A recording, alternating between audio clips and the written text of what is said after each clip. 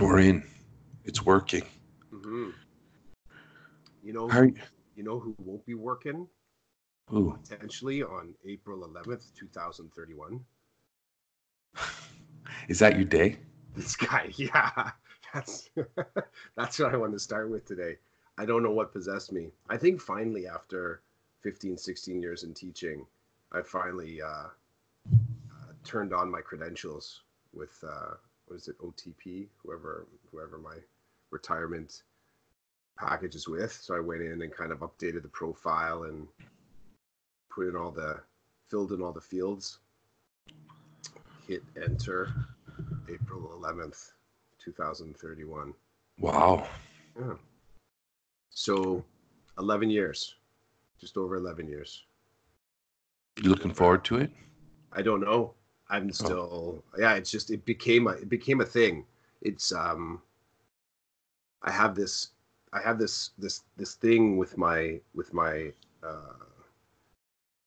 with the way I kind of deal with projects or plans that are coming down the pipe. For the most part, I'm pretty good at compartmentalizing, so I can kind of open up that box, look at it, organize it, pack it back up, put it on the shelf, sort of in the on the to-do shelf or the finished shelf. This one is not packed. It's kind of just all out on the table, kind of staring at me every time I walk in the room. Not, I mean, it's not. There's no. I'm not stressing about it, but it's funny just the idea of that being a possibility just opened up a Pandora's box of what ifs. You know, family life, dadhood. Was walking around yesterday thinking about what your purpose feels like when you don't have school around you, like when you don't have that multi-sensory experience and it just draws on all energies. You don't have that. How do you satisfy that itch when you're not at school anymore? And no matter how much I'd like to believe, like, yeah, I'll just find something to do, it made me wonder, will I? Like, what should I start thinking about? What that well, we've talked about this before. Like, what's the after teaching plan? Do you want to just be carried out of your grade 3 classroom on a stretcher? You just can't do it anymore. You know what I mean? And you hope you make it past that finish line into overtime kind of bonus round, or do you want to pull up pull up right on the line and say, I'm good, now I gotta do something else? So that's what's in that mess on that maker tool bench right now. I haven't found a way to pack it back up. um, and I kind of want to, because the secondary layer to me dealing with life stuff is that if I leave it out on the table too long and I get used to it just kind of sitting out there, then I start to lose some of the energy around, like I start losing the feels around it. And for better for worse, I'm better when I have some strong feelings about a project that I need to get done. So just to have it out in front of me and not do anything anymore, it just becomes a mess. And then stuff gets stacked on top of it. I leave a couple other things out on the table and it just becomes mess. So this is something that I need to put some kind of pin in it before I pack it up. And it's 11 years out. But you do this thing that maybe dad's maybe done this too. Like, my daughter's 11, and you go, geez, like it just seemed like yesterday, and 11 years has passed, right? So 11 years is gonna is gonna trickle by at laser speed, and then it's gonna be 5 years. And it's like, okay, yeah, that date's even closer, and then it's gonna be 2030. I'm like, that decision's coming again, right? I gotta have some thoughts about that. 2031. I don't know what I want to do with that can of worms that you just opened. I used to think, I used to think when my day comes, I'm out. Now I don't know. Like I don't know because so much has changed in the years that I've put into EDU. Like the work has changed, the people around us have changed, the world has changed. I don't know what's going to happen in, well, I can go 2031 as well. I don't know what's going to happen. I don't know I don't know what my life's going to look like. So I don't know. I don't even know. Somebody said to me yesterday, they just called me right out and said, "So when are you going to become an administrator?" Like thinking that they know my life trajectory, my life path. And I said, I don't know. Like it's something that lives inside that I'd like to do. There's a lot of things I'd like to do, and I don't know if it's going to happen or not. It depends, you know? Is there anything in you that you want to take control of that and make a decision? Like you want to say, because that's sort of the space I am. I'll keep it just about retirement. And I mean, thinking about that as an absolute day is,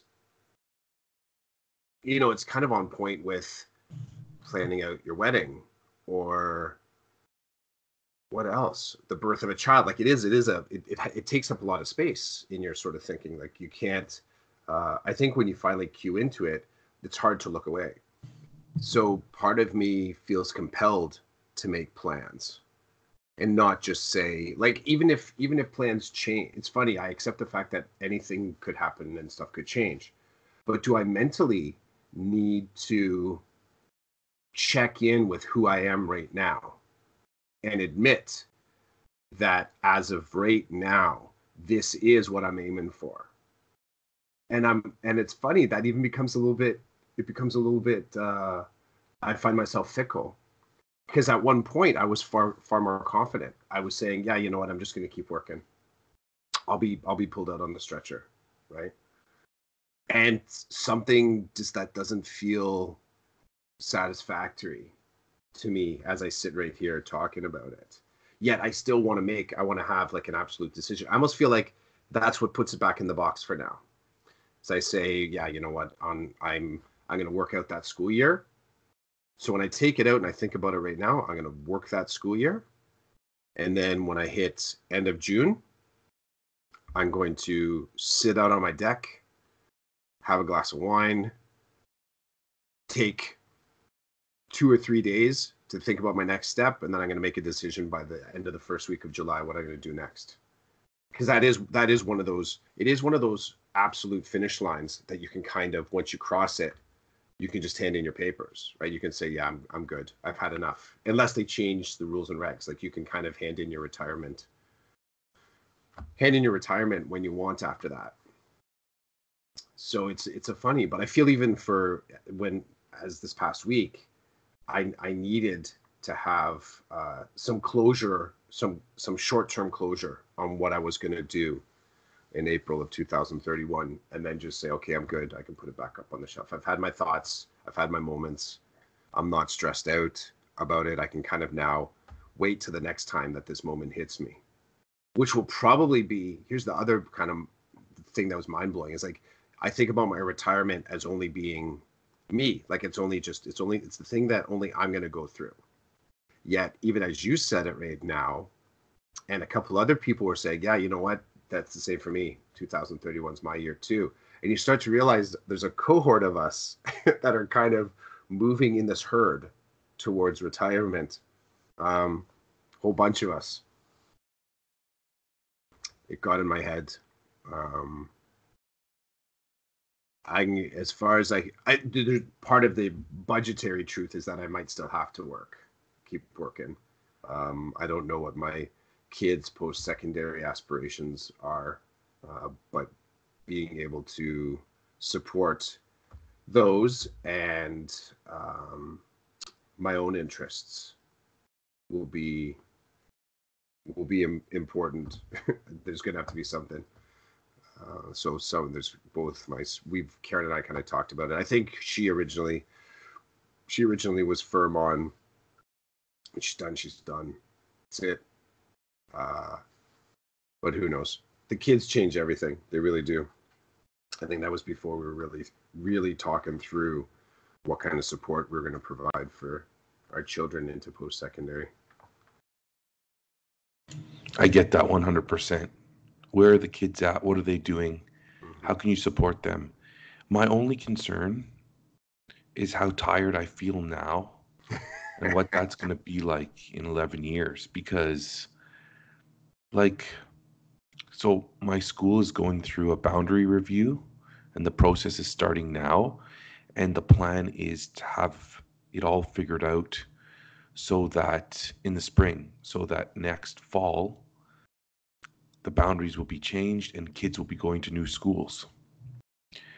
And yesterday, I saw a friend. I was out and about and I saw a friend, a teacher, fellow teacher, and I was asked, what do you think of this? And I did one of these. I did like I shook my head and I dropped my head. And the next question was, what's wrong? And I'm like, nothing's wrong, but like, I'm tired. I don't like, am I going to have to move again? I don't know. Because I don't know how things are going to change we're going to lose students because we're busting at the seams. When you lose students, you lose staff. Everything shuffles, everything moves. Am I going to land in grade 2 or grade 3? I don't know. Do I want to do something else? No. So, then you have the opportunity to leave. And I'm like, I'm tired. I don't want to move again. Like, I just don't want to do it right now. I'm not ready to do it. But, if somebody says you're teaching grade 5, well, I guess I'm moving because I don't want to teach grade 5. So that was interesting. Like, I felt at that moment, I felt tired. I'm like, no, I'm tired. I don't want to pack up and move again. I just got here, you know?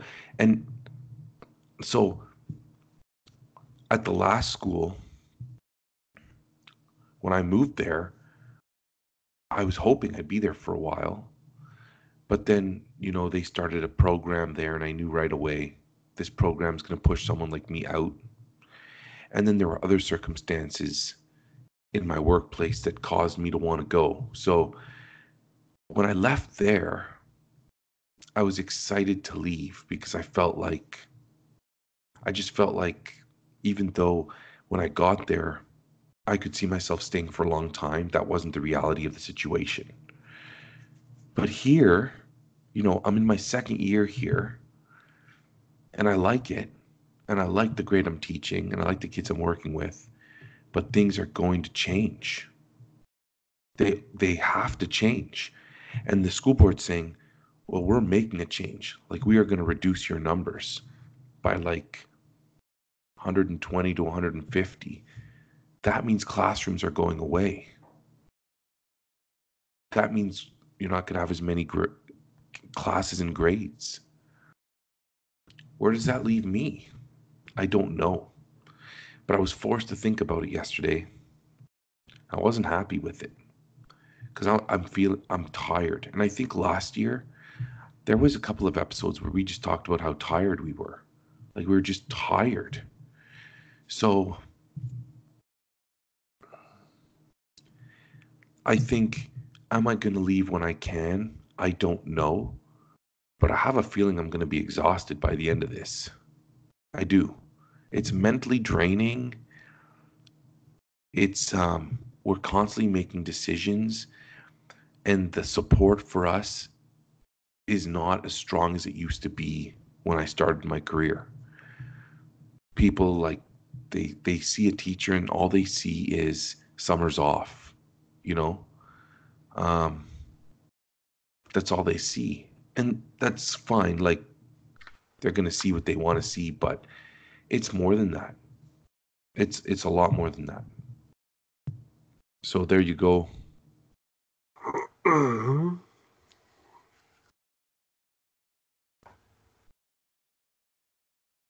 I try. It's well, the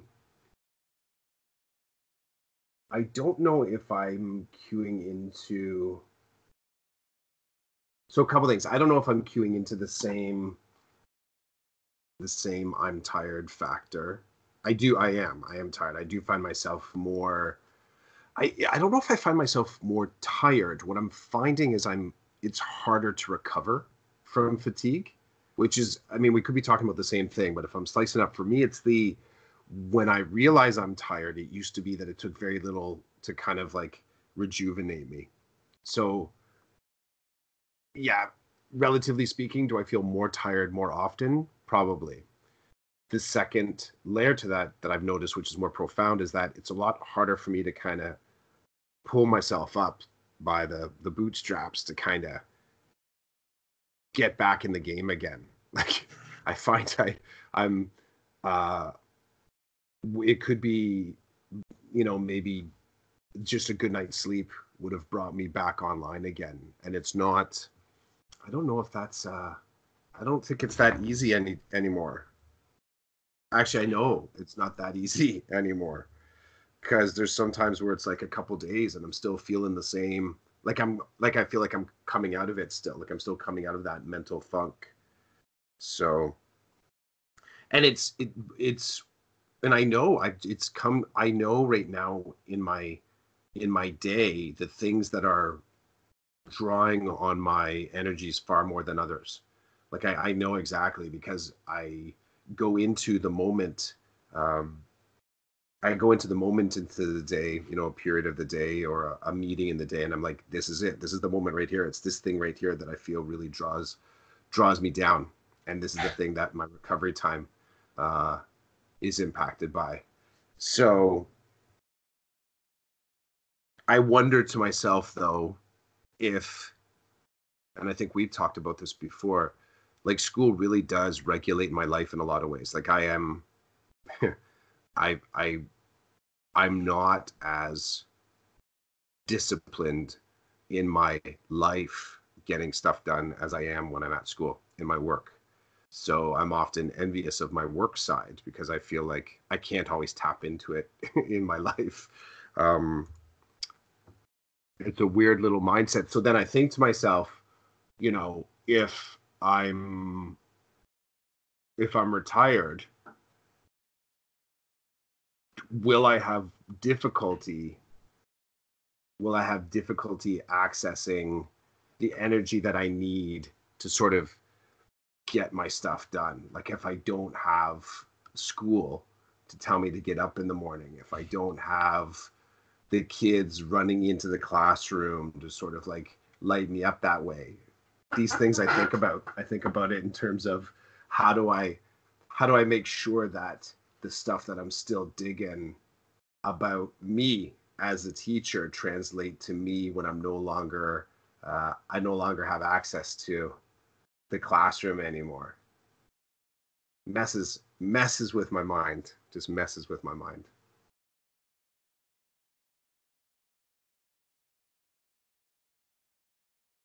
Mute button. Sorry, I pulled a cloth there. All good. It's all good. I was just saying to myself, I think it's funny that we're doing this podcast earlier this week than usual, and we're talking about being tired. Like I went to bed later last night, and then this morning when I woke up, I initially opened my eyes, looked at the clock, and I'm like, no, I still have time.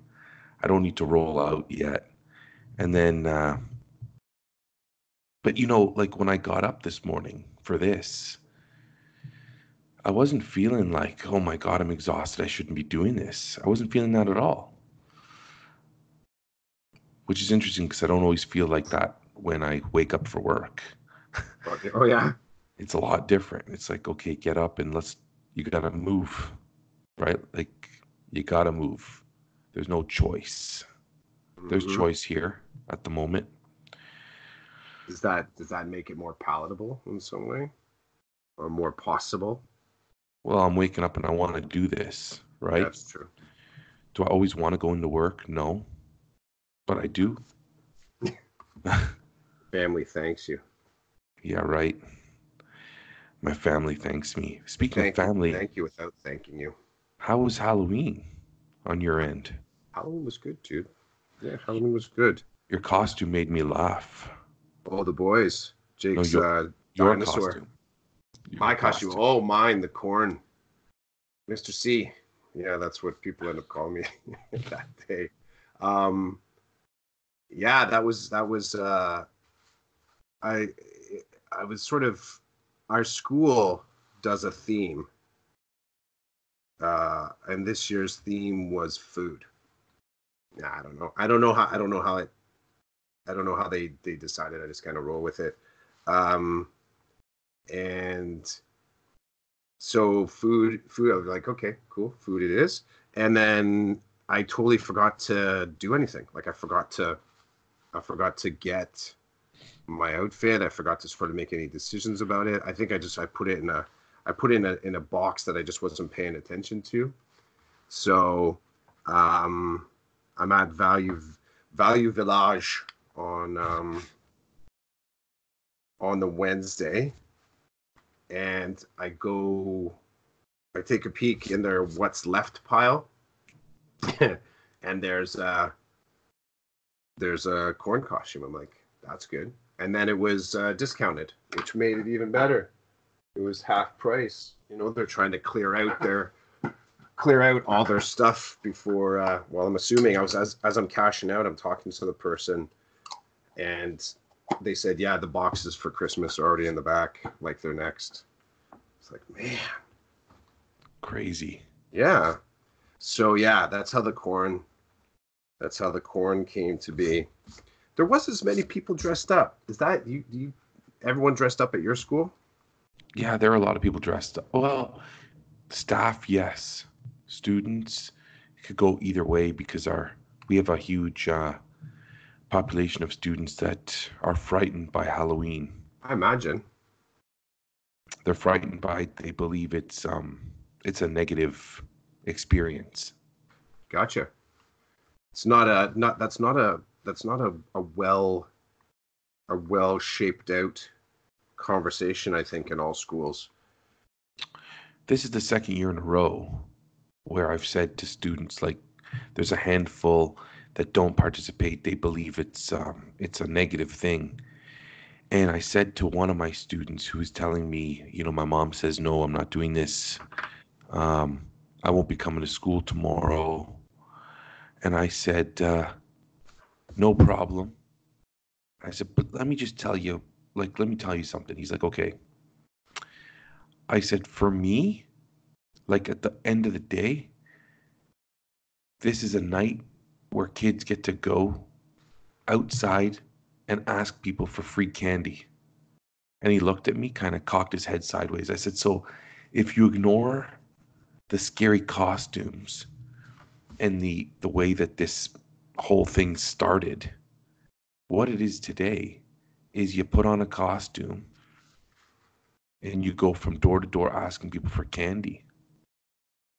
And it was funny the way he looked at me. He's like, I like the way you broke it down into the simplest terms, right? Like, that's what it's a night to go out and get candy. Really, is how I see it.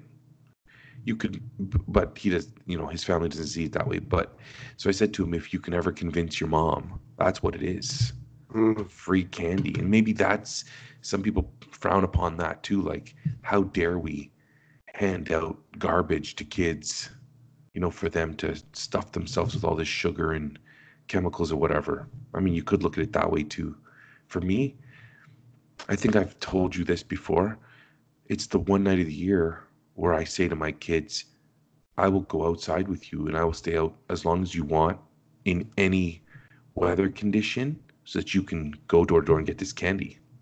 And I love it. I love seeing my kids do it. I love seeing my kids hang out with their friends. And, came home at night, dumped the bag on the floor, started checking the candy to make sure it was legit. It was fun. It was fun. That's cool that you dig it. That's cool you dig it. This year was my year to stay home. Yeah, so the last 2 years, I was the one that walked with the kids, which again, just one of those, you're working it out with the spouse kind of a thing. Who's taking the walk this year, and so I was handing them out. We did not have what I would say would be a bumper crop of kids this year. Weather, I definitely played into that, right? Weather was terrible. Between the wind and the wind and the rain, I was pretty surprised when I had sort of like maybe five kids show up between 7:30 and 8, and then that was it. No more knocking on the door, nothing. So definitely not the year. Although, on one hand, I was thinking still cool that some of the hardcore kids were still heading out. That was cool. So did you enjoy it? Did you get dressed up? Oh, at school I was a Pac-Man ghost. Oh, I saw. Yeah, yeah. You posted something about that. Yeah, so at my school, the teachers organized certain groups, and I was part of the Pac-Man group, so that was fun. Um, I was just gonna say though that so both of my kids, we left our immediate neighborhood to go to other neighborhoods this year. Mm-hmm. And it's funny because my wife told me when I came home with the youngest, she said that the neighbor across the street, he really likes Halloween. Okay. And so he sets up for it, and he Full yard actually, of like full house and yard effect. well, not this year wasn't as full as last year, but he has like what appears to be a dead body hanging from the light standard on the street. Like he does a bunch of Okay. stuff, and he buys he buys full size chocolate bars for the kids, down, like up and down the street that he knows. Okay. So the kids always go there thinking we're getting good stuff from this guy because he knows us and he holds on to it for us. Well, this year, my oldest went to his friend's house, and my youngest and I went to like a subsection of our community to meet up with other people. And my wife said that around 8 p.m., 7:45, 8 p.m., he came over, rang the doorbell. He's like, "Where are the kids?" He's like, "What are you talking about?" He's like, "They haven't come. Where are they?" So he was like searching them out, like, "Come over and get your candy," kind of thing, Right. which we both think is pretty cute. It just shows like he was really looking forward to having them come. And he said, "Well, they're both gone to different places this year, but don't worry. When they come home, we'll send them to your place." So there's stuff like that that I like people look out for each other, and it's part of a routine. Even though it happens once a year, it's still part of like what you do and how you do it. So Yeah. that's cool. That's cool. Um, I feel like Halloween kind of snuck up on me this year. I don't know why. That's, remember when I was saying, like, talking about being tired? I Yeah. think like maybe a week ago, my wife said to me, actually no, it was for Thanksgiving. Thanksgiving arrives, and we're sitting at home just chilling. And my wife says to me, "So what did you do with your students at school for Thanksgiving?" And I said, "Nothing explicit." And she said, "Me neither." And we kind of looked at each other stunned. Like, when I started my career, there were markers during the year, and you always made sure that you did something at that time for Mm-hmm. that situation. Yep. Thanksgiving came and went, and like there was nothing like what I would have done when I first started. And I think it's because there's just so much to do. Like my priority list, there's so much on it that talking about Thanksgiving just didn't make the cut. And the same with Halloween. It just kind of, because of the community I work in and the kids not really believing in Halloween or not really getting it or wanting to get it, it's like it's just another day, really. And so my focus on numeracy and literacy and technology, it's like it just takes priority because that's where I'm at. And it sounded like the same thing happened or is happening with my wife, because and she's in a different community. Her community is, like, I would say, all into Halloween. So I don't know. She was more into it than I was, for sure. But I just find that that's been happening a lot more in the last couple of years.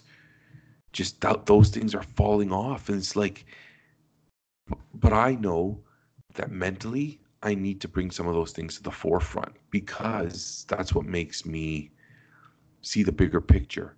So that won't it's not happening for Remembrance Day. I'm already talking about Remembrance Day. I made it clear to my kids that I personally won't be dealing with Christmas until Remembrance Day's over. And that was a really good conversation we had on Halloween, actually. Um, because, well, my students are participating in the school assembly on Remembrance Day. We're co-running it. And so we've been practicing readings and going over songs that we're singing and stuff. And somebody said something about, like, hey, Mr. C, did you know on November 1st, Christmas music's going to start playing on the radio? And I said something like, yeah, like, I know that they do that. And they said, so what do you think of it? I said, I don't like it. And then they said, why? And I said, until November 12th, I don't like it. And then it's funny because some of them are just looking at me like, what are you talking about? And then the other ones are smirking because they know, oh, he's talking about Remembrance Day. And then that's when we had the conversation. I said, I Remembrance Day is an important day for me as someone whose parents came from another country to this country to start a life. And so at the very least, I feel as though I need to be thankful and acknowledge the sacrifices that were made so that people like my parents could come here and live here free and happy and do what they want. And what's really awesome too about Remembrance Day is that at my school, there's a huge population of newcomers and they can make a connection with me. And it was awesome because they were saying to me, your parents came from another country? And I said, yeah, just like your parents came from another country, just like you came from another country. That's what I was thinking. Yeah, it's not just what you've done is the intergenerational thing, which is cool. Connected even your experience, not just to the adults in the world, but your experience in some ways to the kids standing right in front of you. And then the power of saying to them, you've done something I've never done. I do not have in my schema the learning experiences that you have that comes with moving from one country to another and starting a new school in a different language. I don't have that. So I lean on you for that. And then they're looking at me and they're all proud, right? Because they're like, we have something that he says is of value. I'm like, it's Mm-hmm. of huge value. And so, we had a great conversation about what happened in the wars and if it could have gone a different way and you would not be in this country right now. I would not be here right now. So I say to them, so what this boils down to is right after Halloween, my full focus is on Remembrance Day, and they will have instruction around this topic for more than just the reason that we're running the celebration. But yeah, I'm not touching Christmas until November 12th. Once Remembrance Day is over, then and I love teaching about Christmas because these students, it's not the same as in other schools where everybody knew what Christmas was. It's different at my school right now. So that's fun. That's fun getting into the nitty gritty of that. But there are other things that are just passing me by. They're just passing me by. And some of the teachers say to me that, progress reports after they're done, it's a huge weight off your shoulders. And I'm not feeling that. And I think it's because I'm on TPA. So my performance appraisal is supposed to happen near the end of this month. And I'm not too nervous about it, but I'm still nervous. Like I still have to plan a lesson and execute with my administrator in the room observing me. And he's not just coming in to visit. He's like, at that moment in time, he's literally watching me teach. He's Mm-hmm. listening to what I say. He's watching how I interact with my students. He's looking for best practice, high yield strategies. Like he's looking for, is this guy doing a good job in here? So I still have to show him that. And then I still have to sit down and meet with him and talk to him about the work I do and why I do certain things and how I do certain things. So it is there is some anxiety that lives around it. So maybe when that goes away, I will have a different perspective or I will feel refreshed. I don't know. But it's there. It's there. Um, the My East. TPA is next year. Oh, next year. Okay. Yeah, yeah, next year. For me, it's funny to tag TPA into what your next school year could look like with the challenges of enrollment. Um, for me, I sort of fall into that space of like I don't know if I'm going to I don't know if I'm going to be staying at my current school. Mm-hmm. Um, I still have the dream of getting closer to my house. I really do love the school I'm at. I really dig the people. The people are pretty phenomenal. Like the program that I'm doing. There's something though that I still have in my head about wanting to be closer to home and being able to walk to school. So I don't know if I'm gonna be able to make that happen in this next year. Um, yeah, I just don't know. I'd like to think like somehow I could sort of still make it happen, but there's a whole lot of let's just say that all the contract stuff that's going on right now, it's kind of tough to be able to say for sure what next year is going to look like. But who knows? I might be able to find another position closer to home. I'm not sure though. Do you have a lot of options? Like, how many do you have a high school that's right close to your house? Yeah, I have a high school that's within like a 15-minute walk of my house. That's actually the high school I was at when I was doing the access program.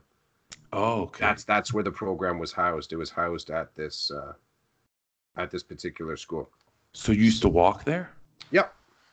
I skateboarded. I rode my bike. I would walk my kids to school and then just keep on going. It will eventually be their high school if they decide that that's where they want to be. That's our catchment high school, so they can go there. So yeah, I'd like to believe that I can make that happen. But when I think about the TPA, that would also mean that I'd be rolling into this new school and new teaching, whatever program I would have, and it would also be a TPA year. Which I got to be honest, like I'm not whatever courses I'm given, I'll build and I'll have them ready. But those would be potentially brand new courses from what I'm teaching right now. So it's not it's more just more of an opportunity thing. I just don't know if the opportunity will be available to me, because right now, depending on availability, it's always interesting to see what pops up on the transfer list in the spring. Now, it's likely in advance of that, there's sort of two layers of our transfer list. The first part is the positions of responsibility. So the department heads, they get their kind of moment first. And when all the department head positions are decided, then they sort of look to see how people are going to be shifting around into these leadership positions. And then they know about what other positions are potentially available. So, and that list of department head positions will be released sometime in November. Like, so that's going to be coming out soon. And it is likely that I'm going to put my name in for a headship, probably in spec ed somewhere, or an assistant headship. But doesn't that mean you're gonna get moved? Like, yeah, well, but oh, that's if I'm successful, because you still have oh, I would have to go interview. okay. So you interview, and then from there. But again, I'm hoping that the school right near my house is going to be hiring for one of those positions. And then all the other stuff you don't find out about, like I won't know about I won't know about regular transfers until the spring. So the headship thing, yeah. it seems like a major move. Um. Well, I mean, in what way? What does The what? added responsibility, the potential, like physically moving to a new location. Yeah. Yeah. And you're The ready I, for that? You're good for that? well, I was department head for before I went to like as far as the scope of leadership, I understand it. I understand like curriculum specific stuff aside. I get the scope of doing a leadership position within the school. I was doing the alt ed headship for 6 years. I think it was 6 years I did it for. So I get that part. Um, there's elements of spec ed that are obviously they're actually far more. There's a lot more bureaucracy in spec ed than there was in alt ed. Um, but yeah, I'm down with that. It's just you know what I look at it as like that's the new learning. That's the next step in learning that you got to deal with. So, and I'm cool with rolling with that. I'm not too bugged by the idea that I'm gonna have to take on new responsibilities. I'm fine with that. That's funny. So I didn't know that you were thinking that. So you're thinking, this nice move in terms of like you're ready to shift. And I'm sitting over here thinking, oh no, my school's gonna change because they're doing a boundary review. And I don't Right. know what that means for me. It's just interesting, the yin and the yang. You seem really into it, whereas I'm like, oh, do we really have to do this? Oh But well. well, I will say I can easily admit this. There's something broken in me though. As far as I don't have this thing in my head like I have to keep doing the work that I'm doing where I'm doing that work. And it's, you know, other teachers feel differently. They want to stay at the one school and keep teaching in that one department. Um, and that's their happy place. I'm more curious. I don't mind going to a new school. I don't mind dropping into a brand new staff, a brand new regimen, having to figure out all the rules all over again. I just, it does not bother me at all. Um, I'm really quite, it doesn't cause me any anxiety whatsoever. I'm fine with it. And I know that's not the case for everybody. Not everybody is down with that idea. They want change, like they're good with change, but they kind of want it in a very specific kind of measurement.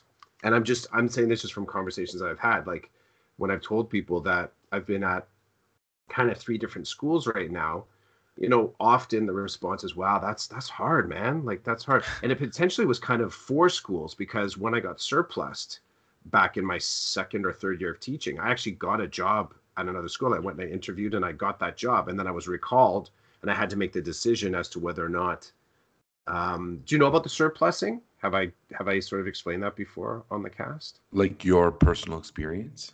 Yeah, or just in general. I don't think I've ever kind of dropped into that. I don't So think you this, have. yeah, so surplusing happens when, as you mentioned before, enrollment goes down at a school, and then according to the seniority level of that school, there may not be enough teaching positions for the number of teachers that we have. So surplus means there's extra teachers to students ratio. So in some cases, what that can result in is you still will have a job with the board, but if you don't go and interview for one of the open positions, you'll be placed somewhere. So I thought in advance of just being placed somewhere, I'm going to go and interview for one of the positions, and I got one. So that was back in the day. I can't remember, maybe back in 2006 or something like that, 2007. So I connected with four different schools, and I like the fact that I can go and meet new people and meet new students and see what my this is the other part that I really, really dig is my street credit, what I've learned about my teachables, whether it's hospitality, guidance, spec ed, now working in an ASD community classroom, being able to see what those skill sets look in different contexts has been really important to me. and that kind of reminder of the distance of growth that I still have to go, like the learning that I still have to do. I I I've come to recognize that just I may be good at my job and believe that I'm good at the work that I do, but that there's also the possibility that I'm only good at what I'm doing where I'm doing it. And when you meet new people, negotiate new relationships, meet new parents, encounter new leadership, that's where you really, for me, that's where I really see the depth of my toolkit. And often that was something a couple times in teaching careers and doing some guidance counseling, I would tell students that quite openly, like you really don't know the strength of your student skills from secondary until you hit post-secondary. And then you see what's transferable. When you do a lateral move as a teacher, so to another school, you don't improve if you choose to keep your skill sets exactly as they were from your former school. And I've met some people like that, like they're kind of still doing some of the same stuff, and for some people that works, and for other people I've seen them kind of struggle a bit, like they're trying to hold on to the version of themselves from just their previous landing. So yeah, man, I'm all good with that. I'm all good. If someone were to say to me, Clef, we're going to transfer you to another school, and even in the transfer you to another school, and let's say I didn't have a choice, I'd be okay with that. I'd be fine. I'd figure it out. Would I try and make a plan to get to where I want to go? Yes. But I would figure it out. Good to know, Clef. Good to know. It's just a thing. It's yeah. If somebody told me I'd have to move, Yeah. I'd be sad. I'd be sad because I like what I'm doing right now where I'm doing it. Yeah. And what comes, like, I don't know, different things come with it, right? Like, how much farther from home will I be? What are the start times of the school? Who's going to help me pack my 50 boxes of books? Yeah. Like, I tell you though, there's some things like, well, you've been to my school, you saw all the stairs. I probably would end up in a bungalow school, right? What's that mean? But like one floor. Okay. The school I'm at now has like 5 levels and stairs everywhere. So, it can be a killer for new people. And the start time is not desirable at all. We're one of the latest starting schools in the board. So I suspect a different school is not going to have as many stairs and is going to have a better start time. But I don't like the idea of not having choice in such an important decision for me in terms of location, administrator. Like you're just going to put me somewhere? There's a list of administrators that I'd love to work with. There's a list that I'm not interested in working with, and I have no choice in the matter. So things like that I consider. At the end of the day, I have to go to work, but I'd like to have some say over where I go at the moment. Yeah. I mean, well, my life. Yep. It's important that I don't end up 30 minutes away from home. I'd rather not do that. Yeah, that I would say that part is tough. It's interesting because I've had a few, like I got close to that being close to home. I mean, when I made it to the school that I was at prior to my placement, and then I shifted, people were like, what are you doing? You finally got what you're looking for, which was to be close to home. But it wasn't a permanent option, because the close to home came with it was only a 3 to 4 year term. So it's almost like, to be able to launch successfully out of that, I had to take a leap. Like I had to leap to get a program that I was interested in, because I would have been placed coming out of that program at any school that sort of needed me, right? So that was an interesting process because people are like, what are you doing? You finally got what you're looking for, which is to be close to home. I said, yeah, but it's a temporary close to home. It's not a permanent close to home. So everyone thought that I was being a little strange for jumping out of that program right away. But it was more, I'd have to admit, like more tactical than anything. It really was. It was tactical. Nice. I remember, now that we're talking about this, I remember years ago when I felt a little bit more flexible, a lot more flexible. Like, for example, in our postings, sometimes you get a posting and it's for 1 year only. Yeah. So you jump ship from where you're at. You get a job at another school and the term is 1 year and then you got to jump again. Mm-hmm. A couple of times in my career, those 1 year jumps looked interesting to me. They looked fascinating because it's like, okay, I know I want to leave where I'm at and I don't really know where I want to go. But there's something about being dropped into a place for 1 year.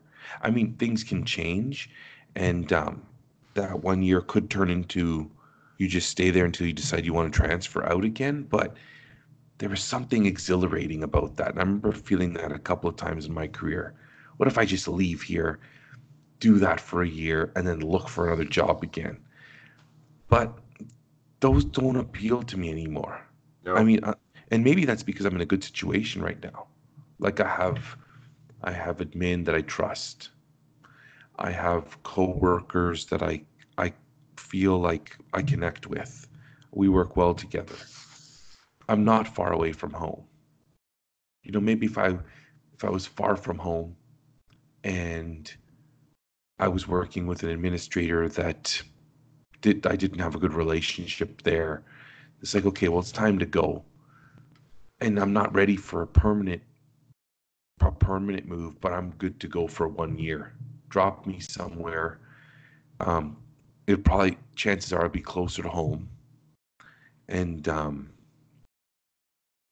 let me do it for a year and see what happens, right? And then that whole thinking for a year, you go and if you don't like it, well, you're leaving, right? Like there's a lot of bonuses to the 1 year. You get out of a situation you're in that maybe you don't like. You get a bit of a break. You get to re-energize and then go on again. So I just remember those seemed really attractive at one point in my career. And now I see them and I just skip over them and keep going. I don't bother giving them the time of day like I used to. Sometimes the conversations, and I enjoy these ones because I like to hear I like to sort of hear colleagues' perspective on their own resiliency.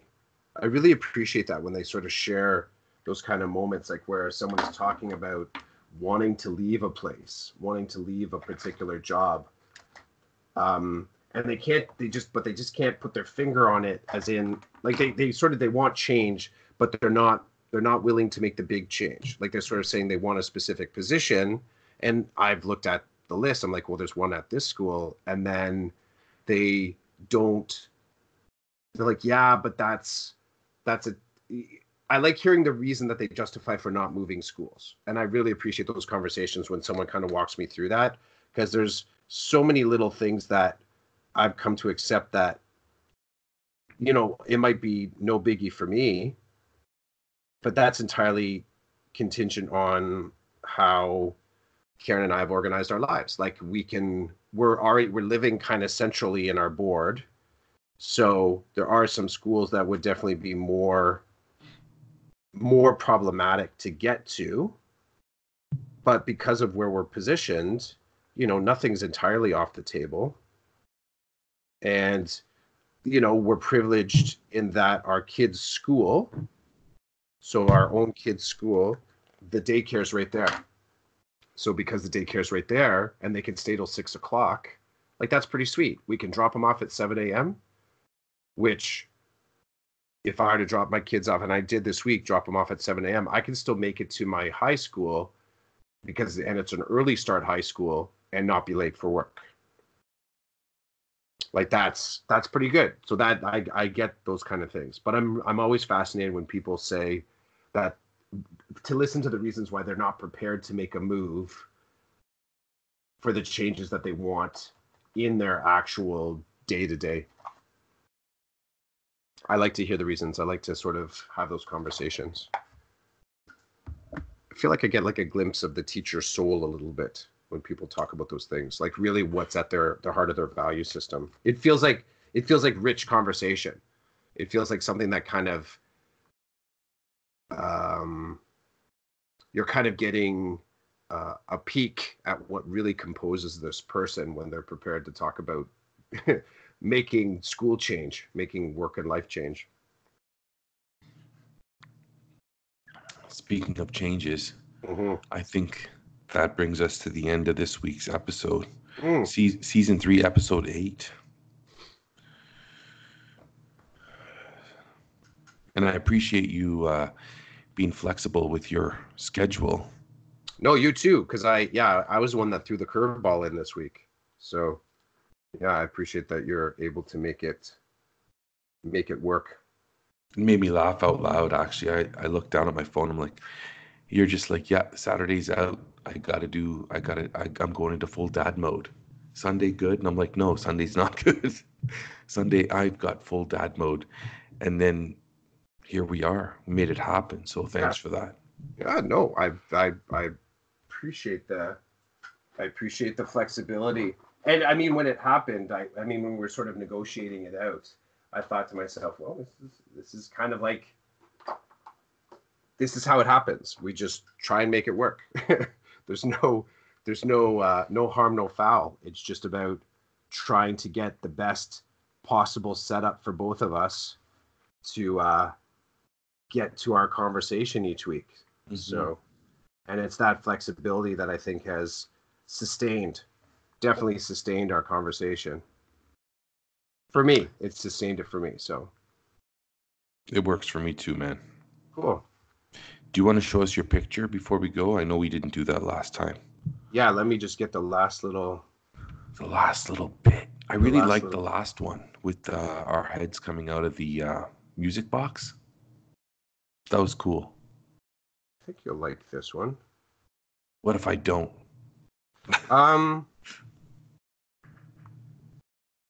You won't care, will you? No, I'm all good if you don't like it. Yeah, I don't. I'm okay if you don't like it. But I think, yeah. I think you'll be good with it. Dare we talk next week about political stuff?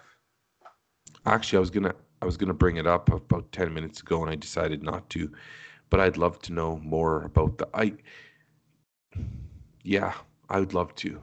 Yeah, I think it's kind of like, I think there'll be something worthwhile to talk about next week. There's something worthwhile to talk about any week, but I think next week, some of the action that's happening with our unions, we'll have probably something to chat about. Excuse me. I'm loving that we're all on the same page. Yeah, I'm loving that. Yeah, that's pretty profound, I thought. Because we're having a strike vote in the next 2 weeks. Yeah, same with us. All right, here we go. Oh, jeez. What is behind the door? Did you put writing on the floor? Like with the doors opening? Oh, okay. Just a little dangerous. A little something when you just get beyond the light. That's what I was thinking. It's a little sharp and spiky. Nice. You okay with that one? I'm good with that one. All right. Reminds me of my childhood. We'll do therapy next week. That's for another episode. Yeah. All right, man. Thanks for the combo. You too. I'm not touching the controls. Dude. All right, that's right. I always forget that I'm the one that has to hit that one up. Okay, here we go. See ya. Yeah, safe hands.